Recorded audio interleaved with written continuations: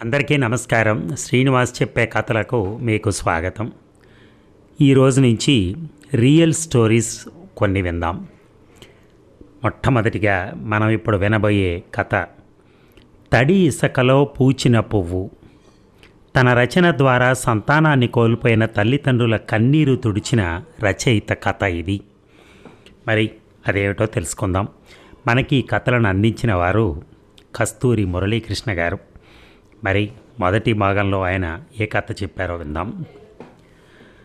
December 6, 1994 ఆకాశం నుంచి మెత్తటి మల్లె రేకులు మృదువుగా కురుస్తున్నట్టుగా మంచు కురుస్తోంది.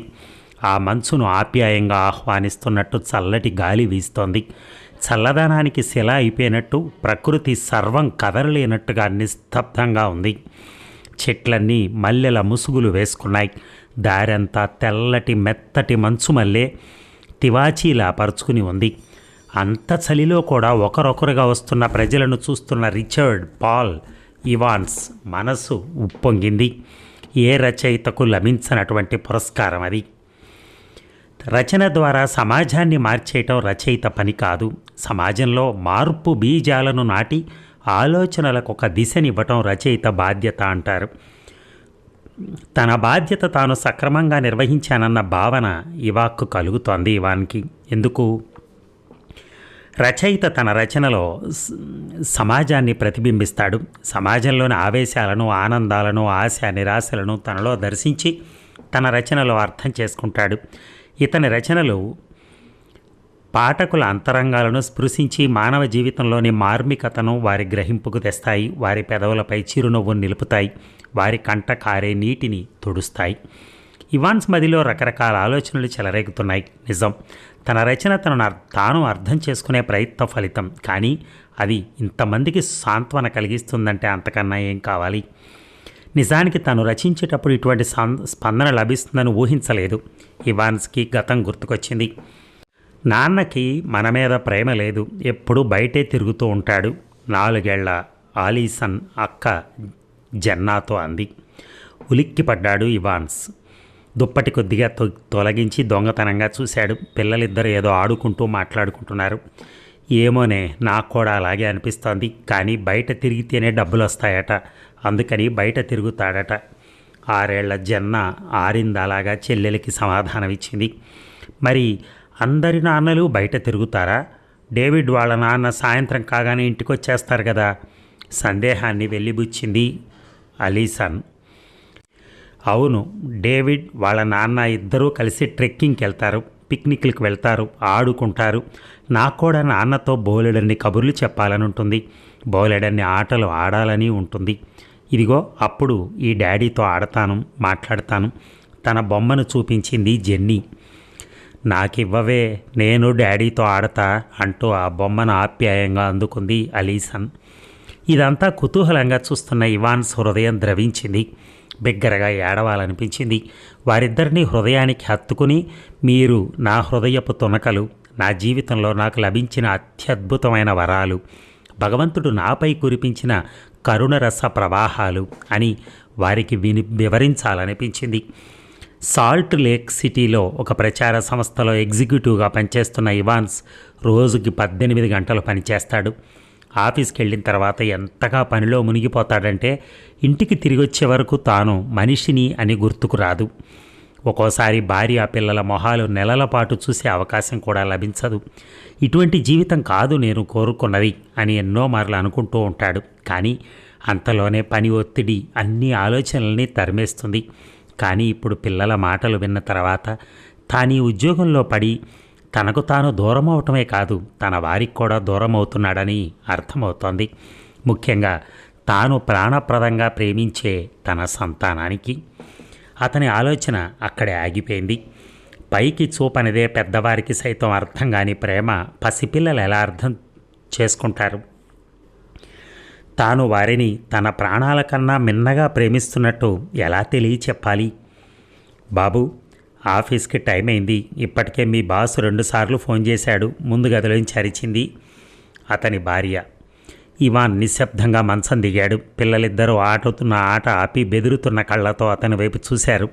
ఇవాన్ వాళ్ళ వైపు అడుగులు వేశాడు. వాళ్ళు వెనక్కి తగ్గారు. అతని గుండె కరిగిపోయింది. గబగబా బయటికి నడిచాడు. ఇక ఆఫీసులో స్థిమితంగా కూర్చోలేకపోయాడు. పనిపై దృష్టి నిలపలేకపోయాడు. అతడి చెవుల్లో పిల్లల మాటలే ప్రతిధ్వనిస్తున్నాయి.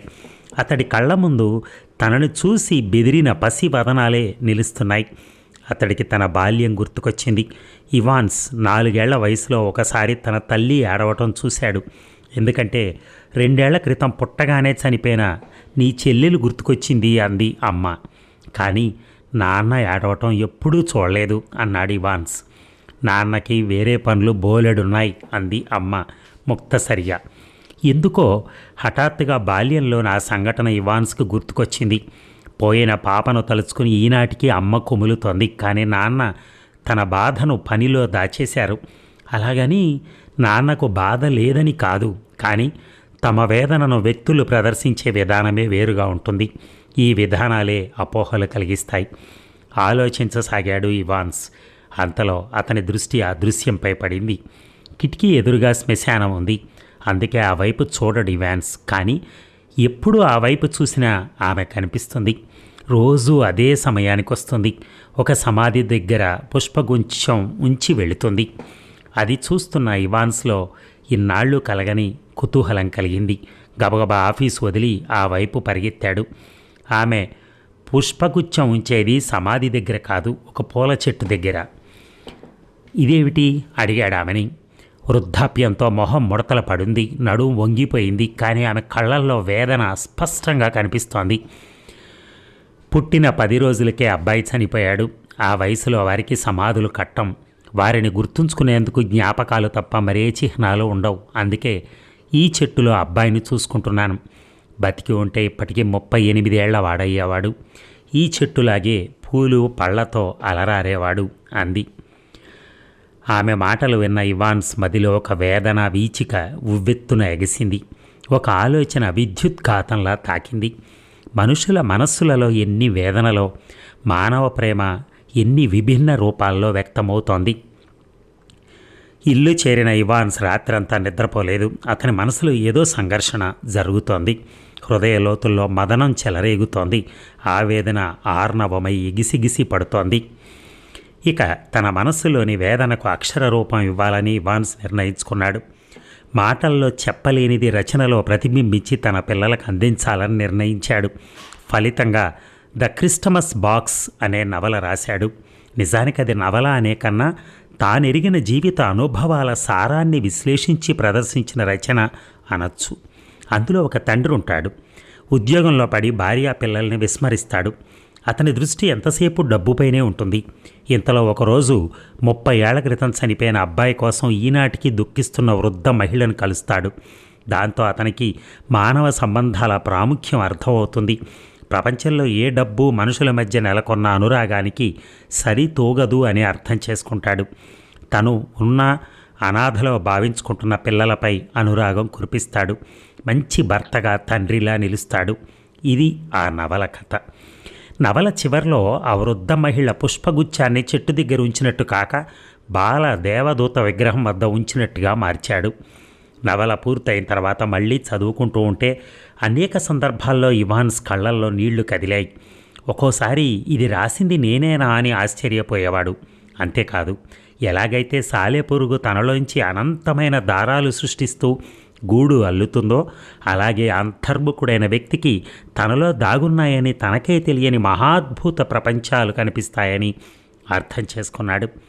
ఇక క్రిస్టమస్ రోజు తను రాసిన నవలను కుటుంబ సభ్యులందరికీ చదివి వినిపించాడు ఇవాన్స్. ఆ నవలను శిశువుగానే మరణించిన సోదరికి అంకితమిచ్చాడు. నవల పూర్తయ్యేసరికి అతని తల్లి కళ్ళల్లో నీళ్లు నిలిచాయి. కూతుళ్ళిద్దరూ ఇవాన్స్ను పట్టుకుని బోరుమన్నారు. ఇవాన్స్ తండ్రి నిశ్శబ్దంగా గది వదిలి వెళ్ళిపోయాడు. వాళ్ల స్పందన చూసిన ఇవాన్స్కి నోట మాట రాలేదు.